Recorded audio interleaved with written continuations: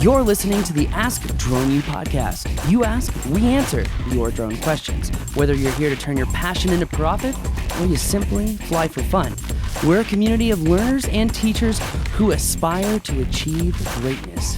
We are Drone U. Hey everyone, and welcome to another awesome episode of Ask Drone U. In this week's news show, we have so much to go over, and we're very excited to be with you today. My name is Paul, also known as Taken Flight, and I am here with our good friend, the Flying Dutchman from Drone XL. Gosh, we love him. Hiya, how are you doing, buddy? Hey, very, very good, Paul. How are you doing today? I'm doing very, very good. I'm actually really excited for this news show, Hiya. Really excited to do some more podcasts. And I'm also really excited, Hiya, because I got my first drone job post-coronavirus. So I'm thinking that maybe, just maybe, we are finally going to see the tail end of this thing in a month or so. So we'll see.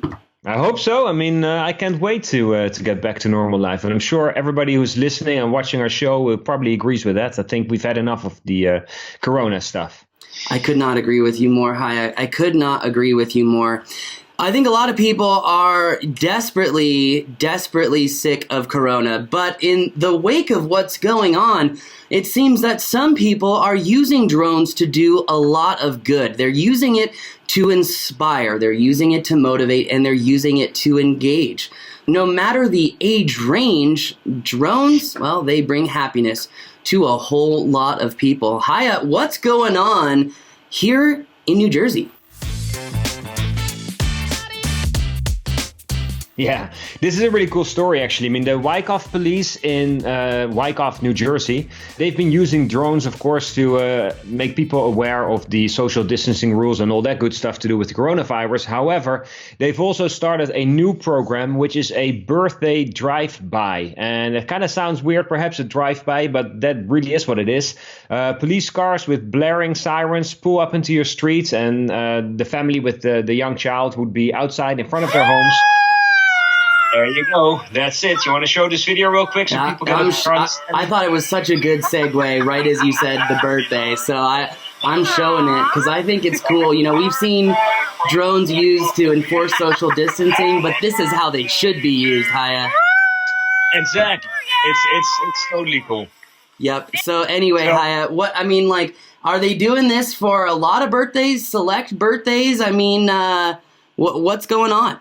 Well, so far there have been like 3 videos shared on Facebook where kids are being surprised by the local police, and you get this Mavic 2 Enterprise with the loudspeaker singing a happy birthday song and doing a little air dance, if you will. But apparently they have more than 70 of these birthday drive-bys scheduled. So it must have been a huge success, and I think a lot of kids are going to be surprised in the next month or so with these birthday drive-bys, which I think it's awesome. I mean, obviously the drones weren't meant to be used in this way, but who cares? I mean, you're making a kid's day. Police show up for you in front of your house with the sirens and a drone. I mean, that's not a bad thing for a 9-year-old to get on their birthday. So I think it's awesome. I need to make sure that my lights are getting installed this weekend because this seems like a seriously cool way to go spread some joy and happiness. I kind of want to go do this, Hiya.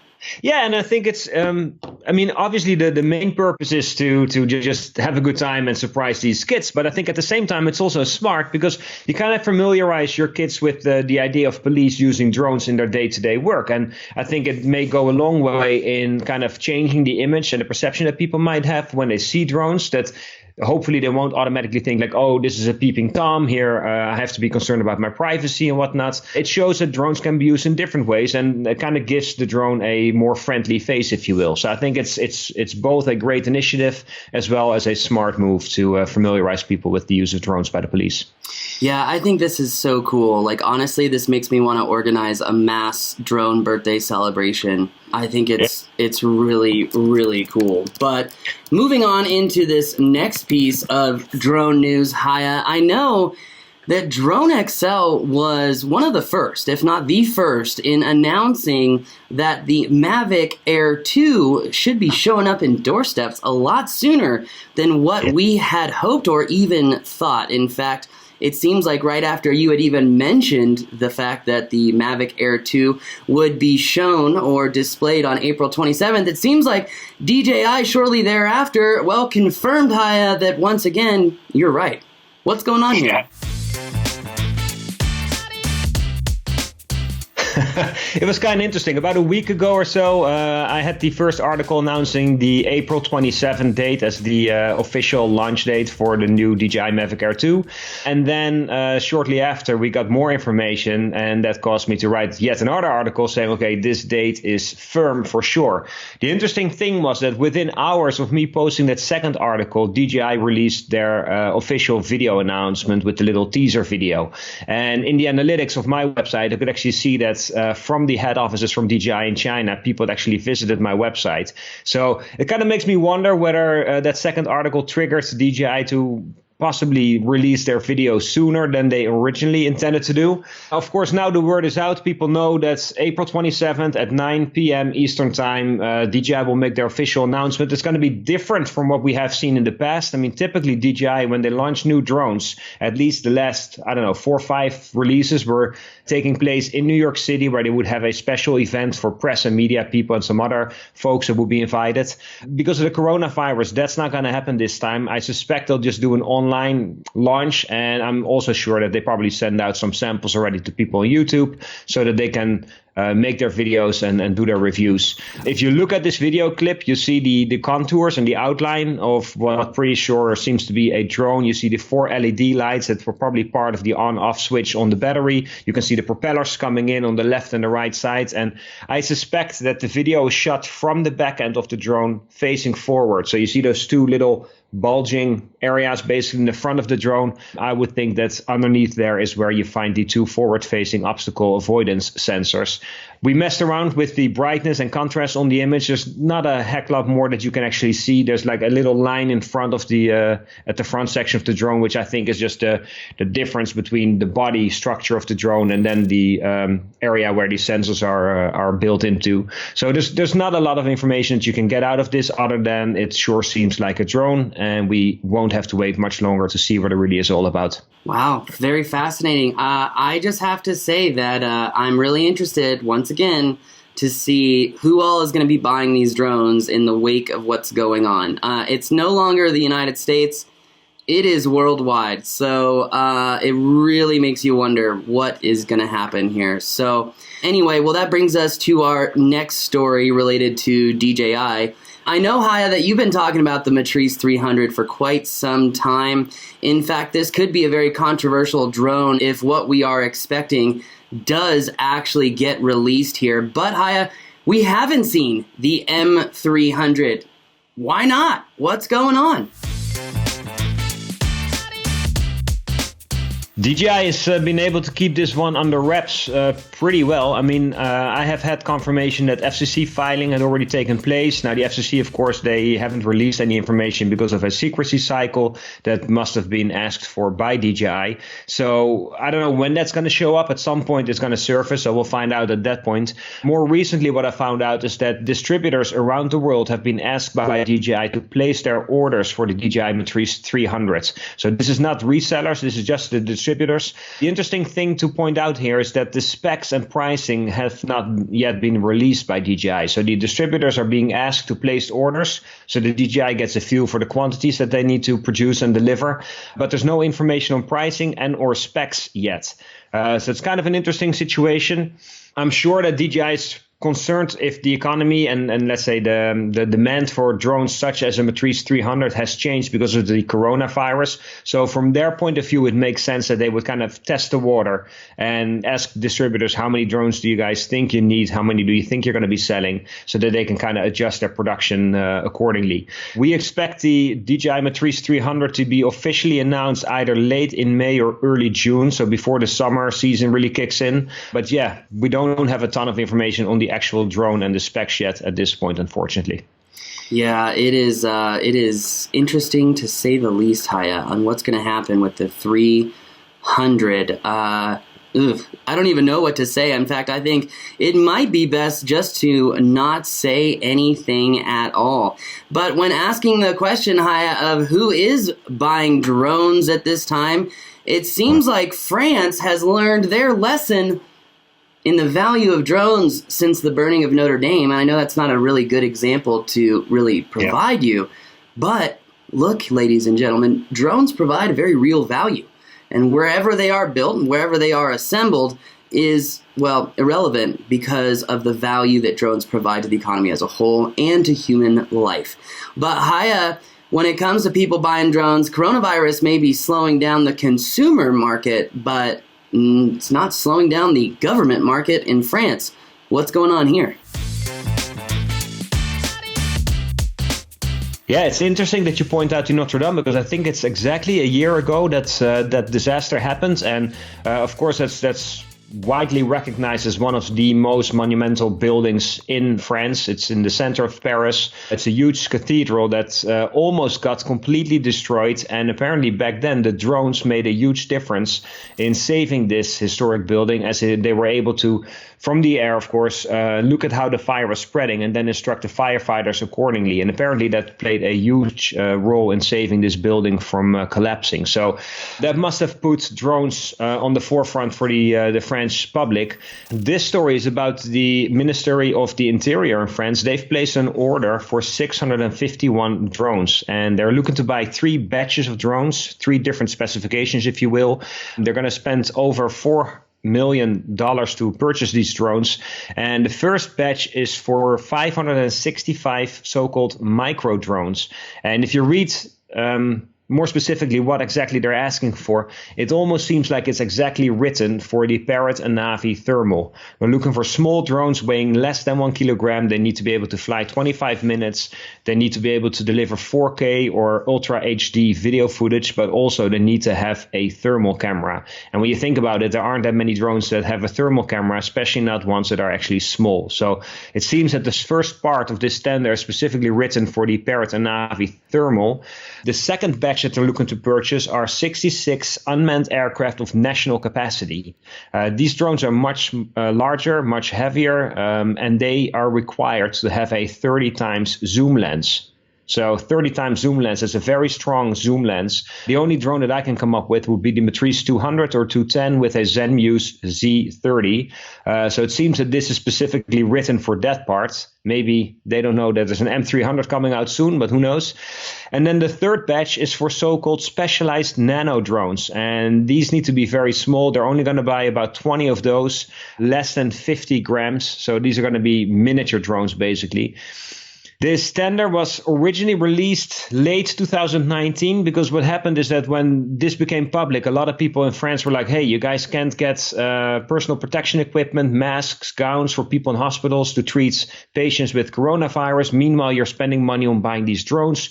What the heck is going on? So in its defense, the ministry said that this tender was already created late in 2019, has nothing to do with the coronavirus, but these drones are in fact aimed to be used for surveillance purposes.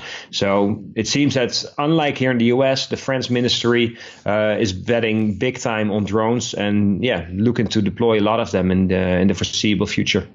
Yeah, I am aware of a Parrot Amalfi drone that has thermal and 30 times zoom and is on an Amalfi. It does exist. There is a police version of the Amalfi that people are not aware of. So I love your article, and I think you do a phenomenal job of saying, oh, it sounds like this is made for this. I think that this entire thing is made for Amalfis. There's just a version of the Amalfi that many may not be aware of, and it's not online. And frankly, I wish I could get my hands on one, because it could be a great drone for the commercial market in America. But hey, who am I? So a great job. I think that this is, really, really interesting information. I didn't really think that this would actually be so telling. I mean, government buying drones, you typically would look over that news story and be like, cool. But there's actually a lot that could be discovered from the writing on the wall, if you know what I'm saying. Yeah, and it'd be interesting to find out more about that larger Navi drone that you're talking about. I mean, I know from having traveled to France so many times in the past that the French government favors their own industry for sure. So they'd be the first ones to help and support their own industry. So that Parrot would be part of this tender comes really as no surprise. It'd be interesting to see what other drones Parrot makes that are not available for the general public for sure. Yes, yeah, I couldn't agree more. But I also think America and the world is learning the difference between French aviation and American aviation. Look at Airbus. Look at Boeing, right? Yeah. And, Airbus is producing amazing planes that pretty much fly themselves. And history repeats itself, Haya. America might have been the land of Kitty Hawk. It might have been the place where we first took flight, right? But the first airplane was sold in France because the Wright brothers were not allowed to sell their own vehicle in America. And here we are again, years and years later, America still does not have a strong manufacturer whatsoever. We're getting crushed by the French, and it's all because of open-mindedness. And I think there's a lesson in that for everyone. But that brings us to our next news story for the week. Seems like even deer, or as the Europeans like Haya would call them, fawns, are being helped out by drones all the time. And while us on the West Coast are thinking, what a great idea for cooking some venison burgers, others on the East Coast are thinking with a very different mindset. Haya, what do you have? I don't know if this would be the right approach for burgers, because I think there's not much left once those mowers catch one of those young deer. This takes us to the Swiss Alps. From early May until mid-June, they mow those meadows going up to the mountains there. And there's big mowing machines used by farmers that pretty quickly take care of a meadow.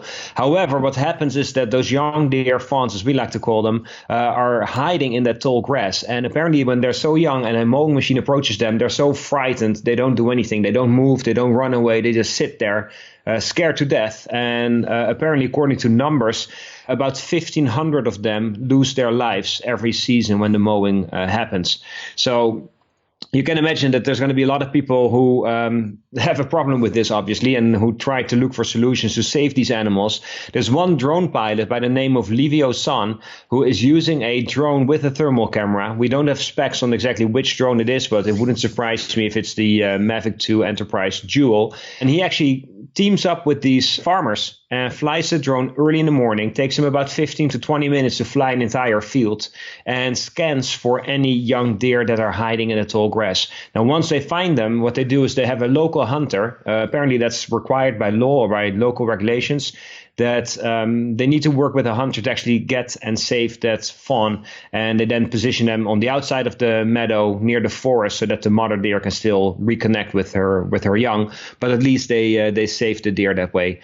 What Livio, the drone pilot, points out is that, of course, it's a fatal incident for the fawn itself, but also a lot of farmers are affected. I mean, once they chop up an animal like that, you have issues, of course, with potential food poisoning for livestock that uses those fields for food as well. But also the farmers themselves are affected. It's not a pleasant situation, of course. So it's a great story in a way that it's another example that I had not heard about before, where drones are being used to do something good and to help our society and to help animals as well. So I hope that other people in other locations in Switzerland, but also in other countries, are going to look at drones differently and potentially use drones to save animals. So I think it's a great story. It's a story that did really well on our site, which I think means that a lot of people are interested in the use of drones in different ways. Once again, Haya, drones are a tool that can be used for good or bad. It's just about who's using them. I mean, am I right or am I right? But a long story short, I mean, that brings us to the end of this week's news show. Excuse me, I skipped one very important news story, which has me asking many questions here, Haya, without reading the article, without going into it. It seems like NYPD has seized a drone, but why? What's going on here, Haya? All right, so this is an interesting story for sure. Probably the most interesting story I think this week. For I believe it's at least 150 years already, people who pass away in New York City who do not have any relatives, or at least people aren't aware of any relatives that might still be living. Deceased are being buried on an island called Hart Island. And apparently this has been going on, like I said, for over 150 years. And apparently more than 1 million people have been buried in mass graves on this really tiny island.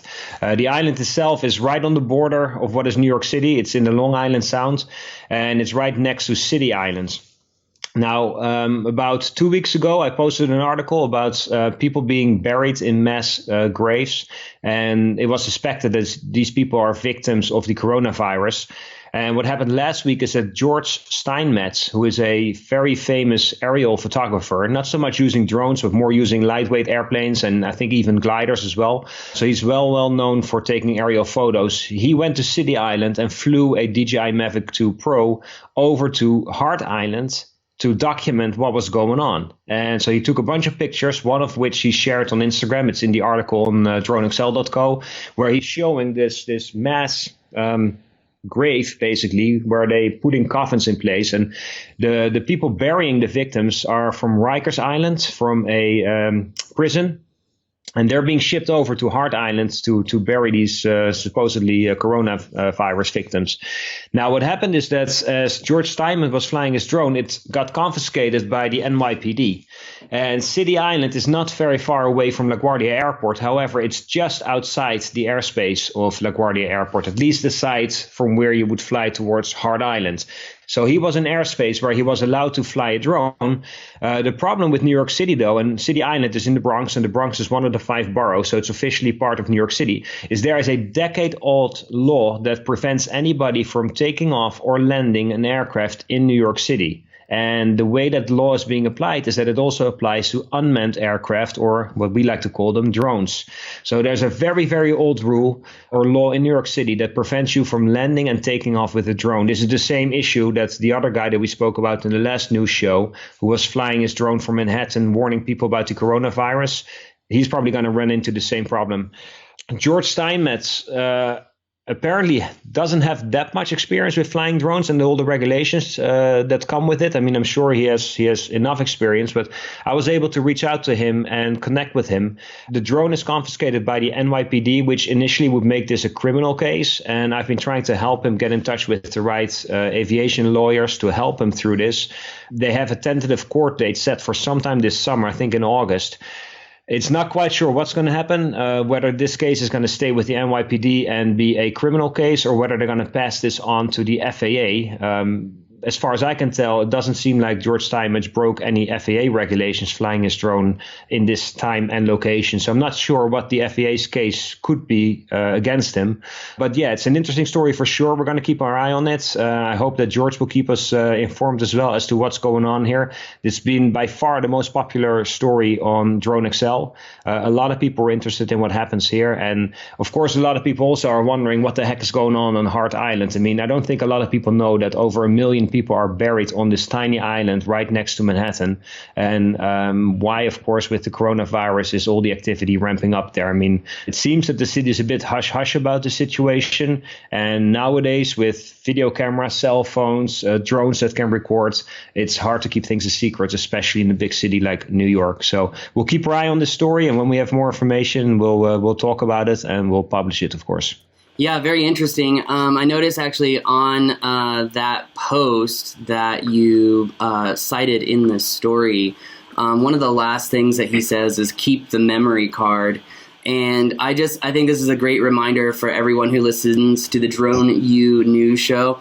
Don't forget to always cache your footage, right? Always have that cache rolling just in case anything happens. You never know when it's going to be needed for evidence. So always cache footage in the background. So I think it's a really, really good idea. But anyway, Haya. Totally agree with that statement, Paul. Even if you lose a drone, those last bits of video or photo that you might have saved on your phone will help you to retrieve it. So there's a million different reasons why you want to do that. And I think in this case, he was smart to do the same. Yeah, I couldn't agree more. Well, Haya, thank you again for joining us for another edition of the news show on Ask Drone U. Without Drone XL, well, I'm not sure it would be that much fun. So thank you. Awesome. My pleasure as always, Paul. And looking forward to next week's show. There's always going to be some cool story out there, so we'll be sure to find it and cover it with you.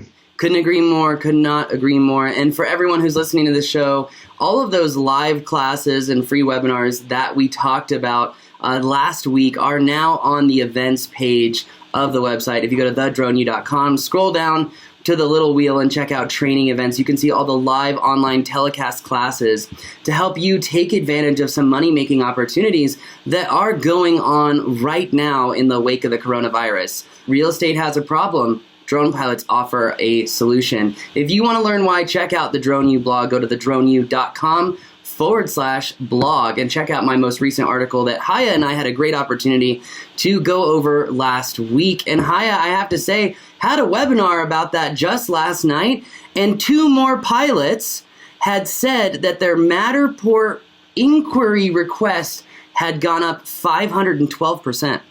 Wow. So a lot of people are waking up, I guess, to interior and exterior 3D modeling when they are looking to buy homes. That's a good thing for sure. It sure is. It sure is. And one more piece of news. Be sure, everyone, to pay attention and check out DroneDeploy. We're going to be partnering with them on a webinar to talk about how you can use DroneDeploy to create the most efficient workflow possible for these 3D models. So make sure not to miss that. Check it out, DroneDeploy.com. But anyway, I'm really excited, Haya. So thank you again. Next week, I think we're going to have a whole lot more news, and it's going to be interesting again just to see what transpires. We are in a very interesting time right now, but I think all drone pilots, Haya, should be grateful for the virus. Why? I think it's slowed down all the negative, industry killing bills and executive orders that really could have hurt us. So I'm kind of grateful that the virus is the main focus of attention right now in the country,